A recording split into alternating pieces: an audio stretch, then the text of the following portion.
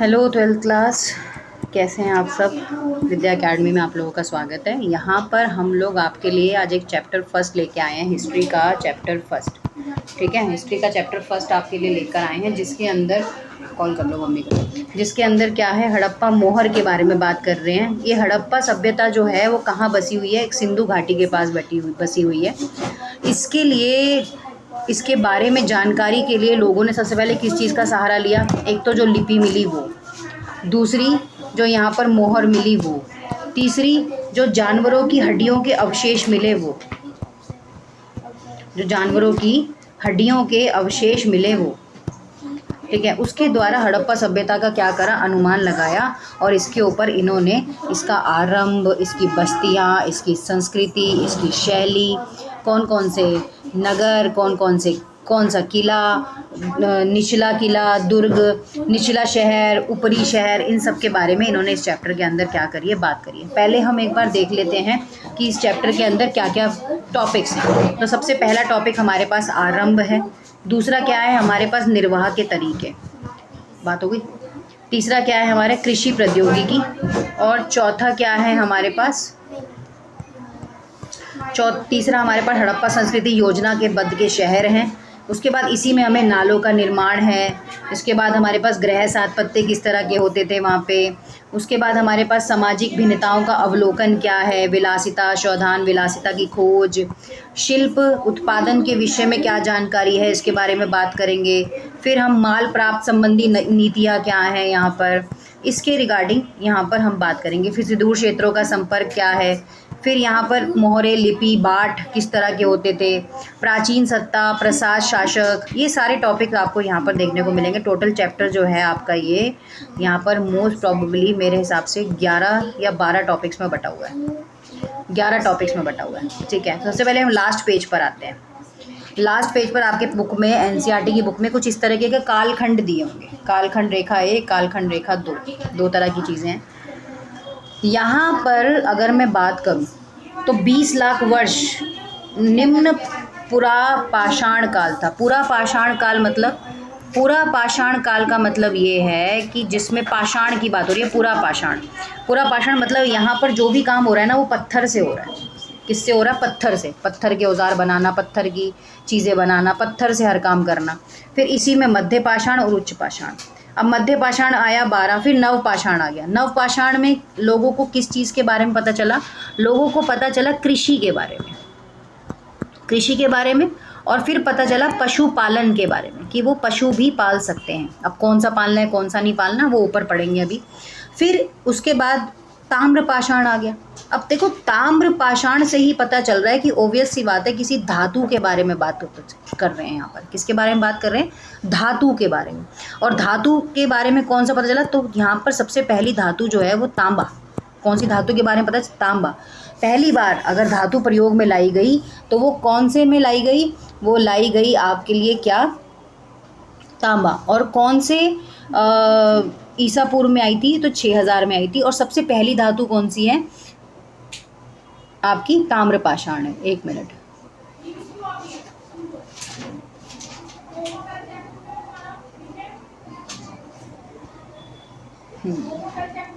ठीक है। इसके बाद दूसरा हड़प्पा सभ्यता के बारे में अब जानकारी निकलनी शुरू हो गई।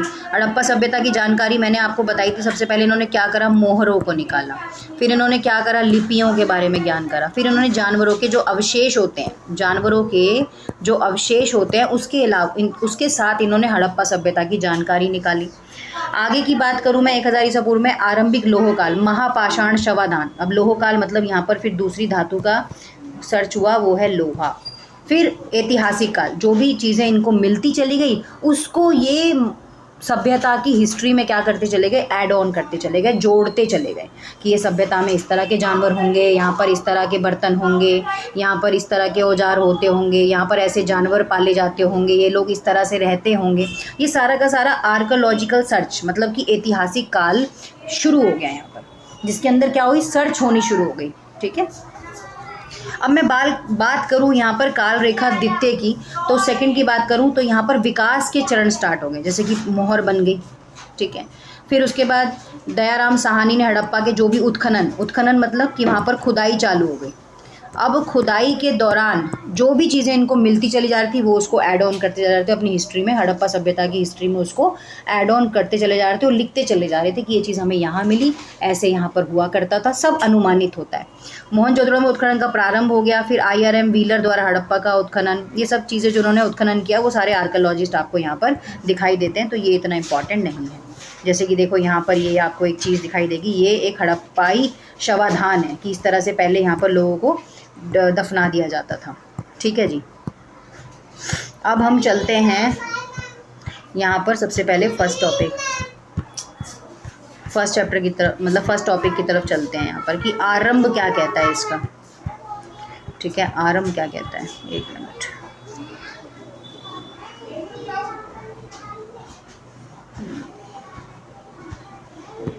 अब मैं यहाँ पर सबसे पहले अगर बात करूँ आरंभ की, तो आरंभ हमसे कहता है इस क्षेत्र में विकसित हड़प्पा से पहले भी भारत कई संस्कृतियाँ अस्तित्व में थी। यह संस्कृतियाँ अपनी विशिष्ट मध्यभांड शैली से संबंधित थी तथा इसके संदर्भ में कृषि, पशुपालन, शिल्पकारी के साक्ष्य भी मिलते हैं। बस्तियाँ आमतौर पर छोटी होती थी, बड़े आकार की संरचनाएं लगभग ना के बराबर थी और पुरातात्विक साक्ष्य 7000 ईसा पूर्व शुरुआती कृषक समुदायों से हड़प्पा संस्कृति के उद्भव का संकेत देते थे। शहरी चरण प्रारंभिक हड़प्पा चरणों में क्रमिक परिवर्तन और आंतरिक विकास का क्या बने, परिणाम बने। अब उसके बाद निर्वाह के तरीके की बात करें तो यहाँ की संस्कृति जो है वो हड़प्पा सभ्यता के निवासी के कई प्रकार के पेड़ पौधों से प्राप्त उत्पाद, जानवरों से मछली भी शामिल थी, से प्राप्त भोजन करते थे। जल, अनाज के दानों, बीजों की खोज, ये सब चीज़ें यहाँ पर होने लगी, वनस्पति के बारे में खोजने लगे। तो विशेषज्ञों ने हड़प्पा स्थलों से मिले अनाज के दानों में सबसे पहले गेहूँ की बात करी, फिर जौ की बात करी, फिर दाल, फिर सफ़ेद चना, फिर तिल शामिल थे। अब जितने भी विशेषज्ञ जब यहाँ पर क्या करने लगे, अनाज मिला, जब इन लोगों को अनाज की खोज मिली इनको, तो उन्होंने इनको कौन से अनाज मिले, इनको पहले मिला गेहूँ, फिर दूसरा इनको मिला जौ, फिर तीसरा इनको मिला दाल, और भी चीज़ें, सफ़ेद चना, तिल, बाजरे के दाने भी गुजरात के स्थलों से प्राप्त हुए ने। चावल के दाने अपेक्षाकृत कम पाए गए। हड़प्पा स्थलों से मिली जानवरों की हड्डियों में मवेशियाँ, भेड़, बकरी, भैंस, सूअर हड्डियाँ शामिल थी। पुराण विज्ञानियों द्वारा, जीव पुरातत्वविदों द्वारा कई अध्ययनों से संकेत मिलता है। जानवर, जैसे मैंने आपको बताया था कि इन्होंने जानवर को पालना शुरू किया, तो जंगली प्रजातियों में सबसे पहले इन्होंने सूअर पाला, फिर हिरन, फिर घड़ियाल की हड्डियाँ मिली। ये कैसे पता चला, क्योंकि इन जानवरों की अवशेष में इन्हें क्या मिली, हड्डियाँ मिली। तब इन्हें पता चला कि इन लोगों ने यहाँ पर क्या करे हैं, जानवर पाले हैं, और वो भी कौन से, जो इन्होंने बताया यहाँ पर, सूअर, हिरन, घड़ियाल। हम ये नहीं जान पाए कि हड़प्पा निवासी स्वयं इन जानवरों का शिकार करते थे या नहीं। जो विशेषज्ञ थे, जो आर्कियोलॉजिस्ट थे, उनको ये नहीं पता चल पाया कि वो स्वयं इसका शिकार करते थे अथवा अन्य आखेट समुदाय के मांस प्राप्त करते थे, शिकार करते थे या किसी के द्वारा इनका मांस प्राप्त करते थे। यहाँ पर मछली, पक्षियों की भी हड्डियाँ हमें यहाँ पर देखने को मिली थी। आगे की बात अगर मैं करूँ तो कृषि प्रौद्योगिकी का विकास हो गया। अब कृषि प्रौद्योगिकी से पहले मैं यहाँ पर आपको एक मैप दिखाऊंगी जो आपके एग्ज़ाम में आता है। ये मैप आपका क्या है, ये हड़प्पा के विकसित पुरास्थल हैं, जिसके अंदर अगर मैं बात करूँ तो यहाँ पर मोहनजोदड़ो, चहुंदड़ो और आपका कालीबंगन, और अगर मैं बात करूँ यहाँ पर धोलावीरा, इन जगहों के नाम आपसे पूछे जाते हैं पेपर के अंदर कि ये कहाँ कहाँ पर हैं। अभी ये लेटेस्ट में कहाँ है ये पूछा जाएगा कि मोहनजोदड़ो अभी कहाँ है, तो अगर मैं बात करूँ तो ये कहाँ है, ये पाकिस्तान में है। ठीक है, इसके बाद अगर मैं बात करूँ कालीबंगन, चहुंदड़ो, धोलावीरा, तो धोलावीरा की बात करूँ तो ये कहाँ होगा, गुजरात में। कहाँ पर होगा ये आप देख लेना एक बार। मेरे को जहाँ तक याद आया इतना ही याद आया, बाकी आप लोगों का नॉलेज मुझसे ज़्यादा अच्छा होगा, तो आप देखना इसको किधर है। ठीक है, अब अगर बात करें कृषि प्रौद्योगिकी की, तो हालांकि अनाज के दानों से कृषि के संकेत मिलते हैं, वास्तविक कृषि विधियों के विषय में स्पष्ट जानकारी मिलना कठिन है। उसके बाद जुते हुए खेतों में बीजों का छिड़काव किया जाता था। मोहरों पर किए गए रेखांकन, मृण मूर्तियाँ इंगित हैं और पुरातत्व पाए जाते हैं। चोलिस्तान के कई स्थलों और बनावली से मिट्टी से बने हल के प्रतिरूप मिले हैं हमें यहाँ पर। फिर उसके बाद कालीबंगन, राजस्थान। देखा, अब जैसे अब कालीबंगन की अगर आज की बात करें, तो आज की बात अगर कालीबंगन की करते हैं तो ये कहाँ है, ये राजस्थान में है। हाँ बेटा, 1 मिनट दे दो बस मुझे, ये राजस्थान में है। 15 मिनट पढ़ा लूँ फिर चेक करती हूँ मैं। ये राजस्थान में नामक स्थान से जुटे खेतों का साक्ष्य है। आरंभिक हड़प्पा स्तरों के संबंध हैं। इसमें खेत में हल रेखाओं के दो समूह एक दूसरे को समकोण पर काटते हुए विद्यमान थे, जो दर्शाते हैं कि साथ दो अलग अलग फसलें उगाई जाती थी। पुरातत्व फसलों की कटाई के लिए प्रयुक्त औजारों को पहचानने का प्रयास भी किया जाता था। फलकों का प्रयोग किया जाता था। हड़प्पा स्थल में अर्धशुष्क क्षेत्र स्थित हैं, जैसे कि अर्धशुष्क मतलब बर्फीले